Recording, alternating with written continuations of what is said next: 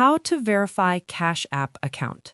In this tutorial, I will show you how to verify Cash App account. The first step is to open the Cash App mobile application, just like you can see here. This is the homepage of the app. Next, make sure you tap on the profile icon at the top right corner of the screen. This will take you to the profile section of your account, as you can see here. Next, scroll down to the Account and Settings section.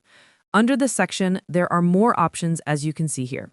From those options that appear here, make sure you tap on the one named Personal Information.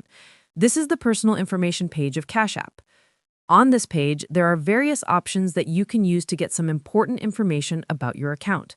From them, make sure you tap on this option here named Identify Verification. Wait for the page to finish loading. On the next page, you are required to verify your identity, as you can see here. Make sure you tap this option here named Personal Info. From there, this other page appears explaining to you why you need to verify your identity. Go ahead and tap Continue. After that, this other page appears where you are supposed to enter your legal names. Make sure you enter them correctly.